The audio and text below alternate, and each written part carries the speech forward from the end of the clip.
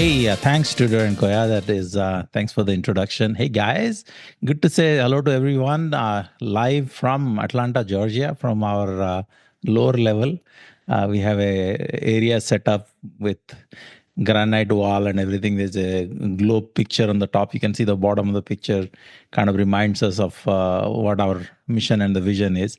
And, of course, you're going to hear very, very special, our own uplines, Ganesh and Rekha right after us. That is going to, hold on to your seat belts and everything, they always add so much value. Anyway, I'll have Smita kick it off. So hang on tight and here you go. Smita, coming at you.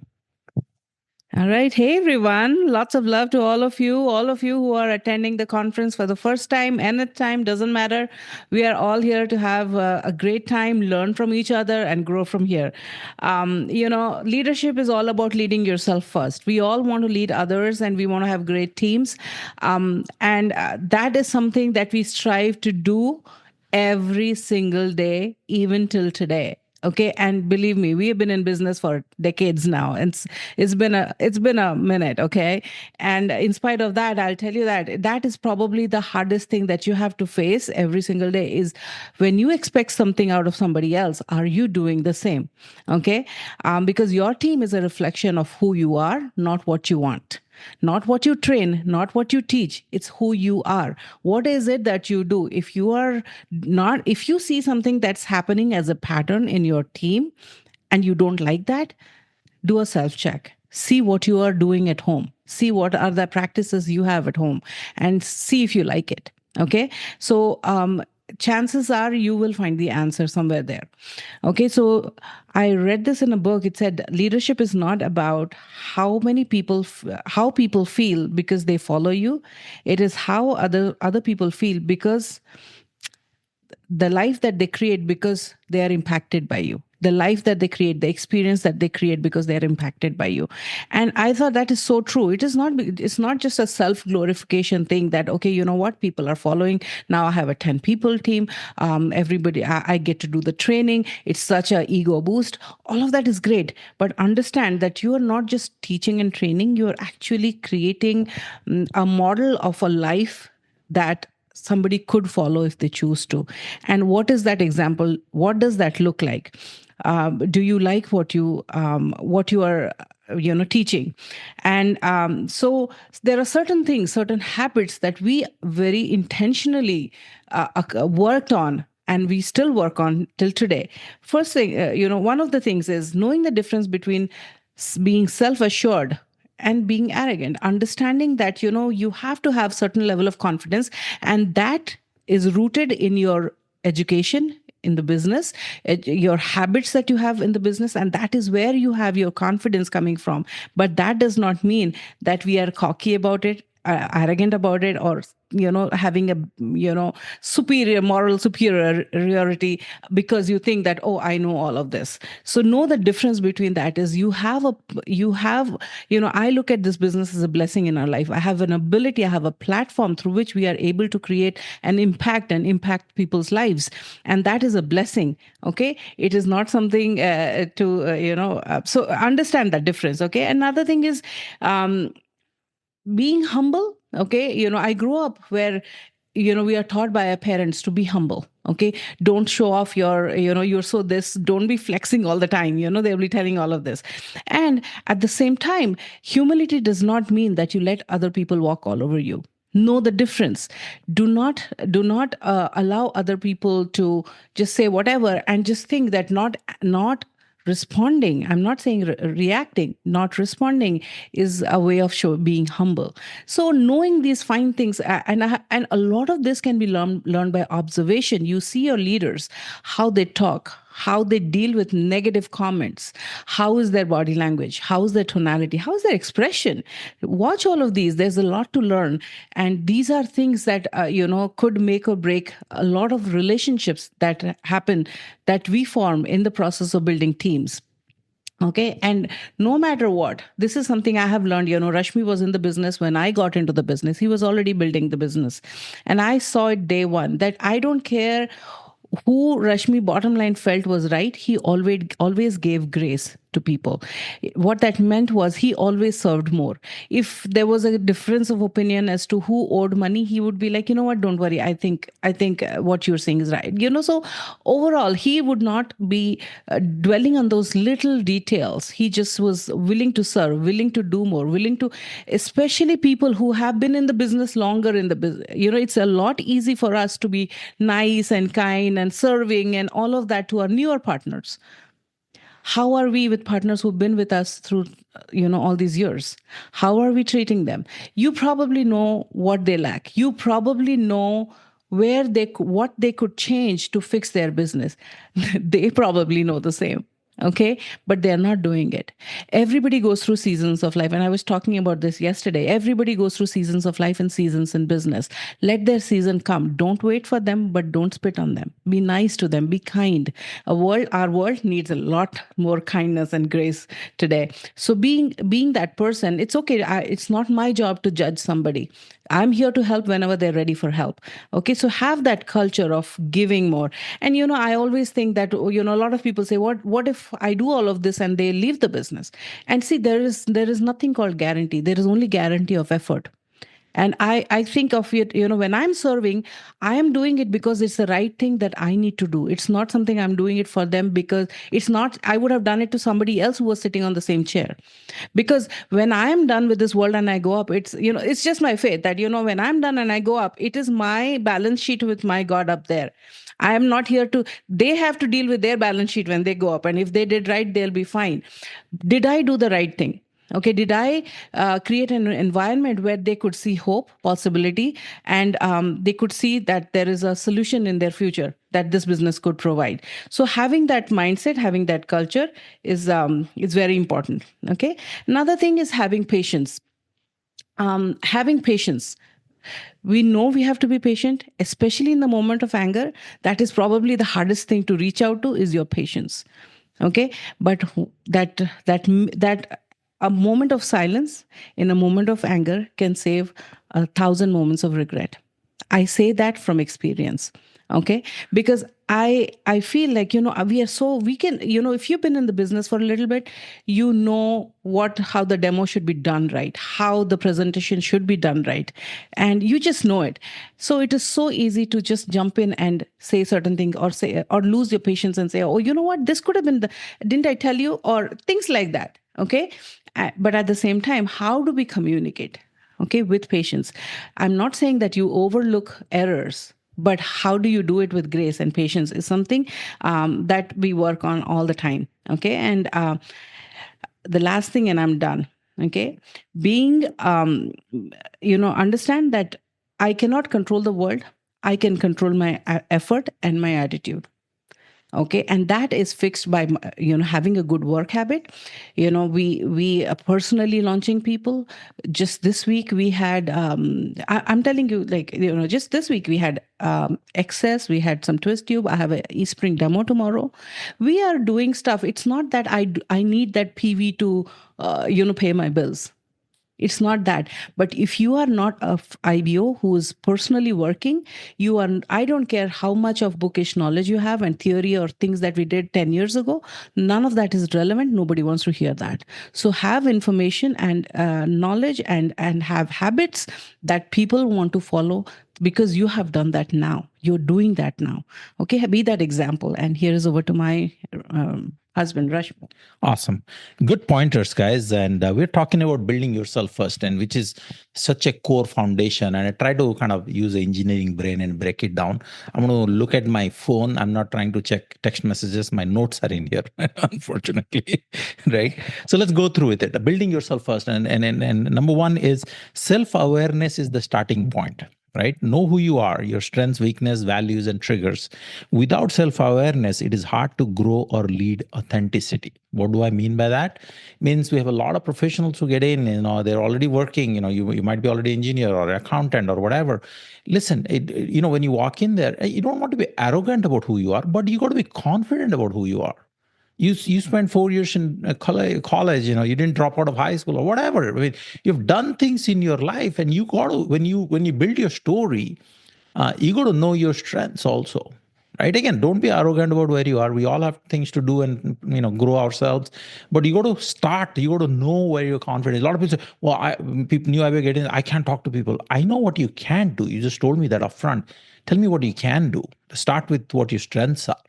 You see what I'm saying, right? Self-awareness, okay? And then you go to embracing continuous learning. And that's one thing, we talk about in a 30, 60, 90-day core run. Leadership is not a destination, but a journey, right? And we talk about it all the time. Stay curious, read, listen, reflect, constantly upgrade your skills, your mindset, right? These are things, by the way, I'm probably summarizing the entire function for you. I know, I get it. But again, going one point at a time, continuous learning, embracing that. We are nudging and pushing new IBOs for a 30-day core run, 60-day core run, 90-day core run. We're nudging them. Yes or no? How are you nudging yourself? Are you learning your next level of skill set? Maybe you're a team of 10, now you need to go to a team of 40, 50. Are you nudging yourself for learning? Like, remember, you learning, building yourself first, right? And because if I'm not learning my next level of skill set to go from whatever people skills I need to develop, what are the strategy I need to implement, then how can I expect my next IBO to move on to 3x6? Right? Question you want to ask yourself and think about that. Okay. Develop emotional intelligence, EQs, right? And you've heard of these things, right? EQ matters more than IQ. Learn to understand, manage, express your emotions, and read others' emotions with empathy. Smita covered it beautifully. A lot of pointers she talked about, right? I tell it to our leaders: the more you grow, the more you lose your right to react. Now, I say that and I react all the time. That's a different story. Like my kids will tell you, yeah, you do that anyway. Again, remember, nobody said it's a destination, it's a journey, right? And we're learning, we're growing. I'm still working on it, right? Learning not to react. Are you going to find yourself in situations and, you sponsor 5 people team, like somebody wants to kill somebody's dog, somebody is upset with the other guy's mother-in-law, whatever, man, everything happens. That's called people. Right. And funny thing is, we're going to be around people all our entire life. Right. We're not, I jokingly tell people, we're not telling you to build a relationship with buffaloes or cows or, tigers. We're telling you to build a relationship with people. Right. Build mental and physical resilience. What does it mean? You can't pour from an empty cup. Prioritize your mindset. Right. You're not going to talk about double X and, whatever, man, probiotics if you're not the one taking it. Right. Am I making sense? Right? Energy is something you bring to the table, right? And then if you have the vitamins, like if you look at my skin, I look around, I go to my friends and reunions when they do, I feel good about artistry. I've been using it for a few years. Right? You got to build yourself, your mental resilience. That's where the books come into picture. Right? Books are not about reading and I read a book. No. Is it building your resilience, right? Master self-discipline. Okay, this is a good quote I read somewhere. Discipline is freedom in disguise. Ooh, consistency, focus, and self-control turn talent into impact. Ooh, that's a deep one. Yeah, I hate giving deep quotes, but read it somewhere. Sorry. Right? Discipline means what? Means you're going to have 20 things to do, right? The priority you put on it is what you're going to execute on. Am I making sense to you? The priority you put on it, right? Right now you could be at the beach, right? You could be cooking rice, barbecuing chicken, or you're sitting there, listening and learning and building yourself up because you put that priority of the time of what to do, right? Does that kind of make sense, right? Okay, so you all it is priority. By doing something what at that one what to do, we use this fancy word discipline, self-discipline, blah blah blah. All it means is at that point you prioritize what you want to do, right? Hope that makes sense. This is the favorite thing, I've been talking about it for a while. Clarify your vision and the mission or the purpose, whatever you call it. Know why you do what you do. Like people ask, why should I build Amway? No, totally wrong question. Why do you do what you do right now? Like, why do you wake up 6:30 in the morning and run and like a chicken without a head and yes, boss, and 11:40 is the lunch break? I mean, who said that? Why not 1:30? Yeah, we eat lunch at 3 o'clock. Sorry, right? Because my breakfast is at noon. Okay. So, purpose fuels passion and a clear vision gives direction. And yesterday for our event, we were talking about the mission and the vision. People keep asking, why do you still build Amway? Why not? You talk to people for any field of endeavor, right? You don't walk up to like the top, whatever, man, NFL players say, why are you still keeping playing football? What the heck? That's a wrong question, right? You don't go ask Elon Musk, man, come on, car is not enough, Mars is not enough. Why are you starting this boring company, another company? What the heck is wrong with you? You missed the point, man. The mission and the vision, the purpose of what you want to do, right? Think about that for a second. Take responsibility first. Own your choices and their outcomes, right? It's everybody else's fault. My upline didn't tell me. They messed it up. Downline didn't do it. Everybody's fault. No, it's nobody's fault. First of all, things happen. Things mess up. It's okay, man. Right? It's all right. Okay. And this is a conversation I had with my teenager the other day. It's like, I understand self-preservation. I get it. Like, yeah. Come on. If I were you, even you mess up. I get it. I understand that. Don't take me wrong. But that's not what it is. It's about, hey, you know what? I messed up. I should think better.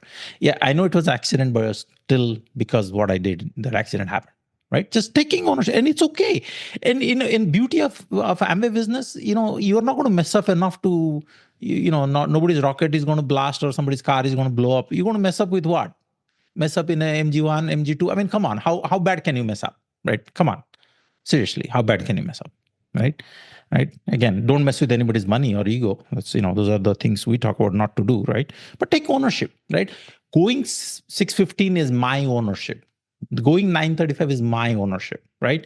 We added a new leg this year. We have a personal organization. Samar and Shweta went new 4,000 PV. Take ownership of helping, identifying, working. Does that make sense? I added 2 new legs in India market in last 90 days, right? I mean, you got to, like, if we have a goal to go crown, we have to work. I can't just blabber my mouth. It's as simple as that, right? Practicing integrity every day, right? Who you are when no one is watching defines you. That's so true. Building yourself. Funniest thing is nobody's going to watch you doing it. It might be in your apartment. If you're single, nobody's watching. Doors are closed. Night. Did you read that book? Did you listen to a podcast? Right? And nobody's watching. And nobody's going to judge you either. Right? Nobody goes, oh, new platinum. Oh my God. Well, like, are you kidding me? No. Right? Why? Personal self-development happens when nobody's watching. And last 2 things, and investing in self-confidence means consciously.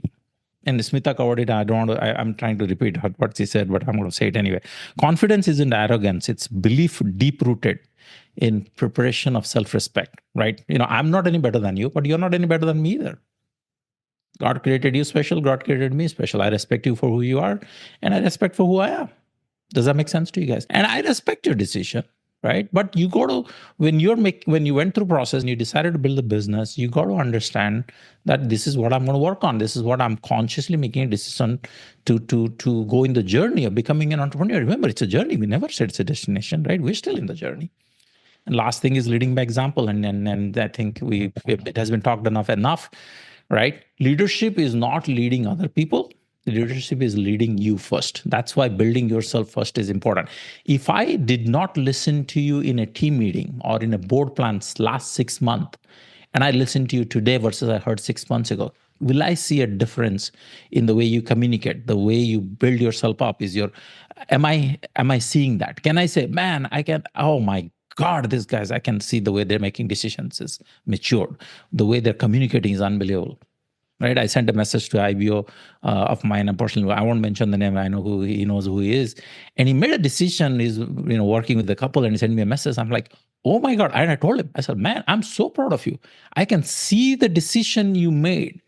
And as a single guy, he's working in an organization, he's starting to build his 3x6 team. He's almost there, and I can see that. That is not just about how many books you've read and how many audios and podcasts, but I can see that personal development, the decision, the changes that's coming in. Okay. Anyway, I want to summarize with that. Biggest thing is once you're done, take what you learned. Please, life of me, execute on it. All of it is worthless if you don't execute it. Okay. Love you guys. Have a great day. Bye-bye. For the calendar year 2024, the average income from Amway for all U.S. registered IBOs at the founder's platinum level and below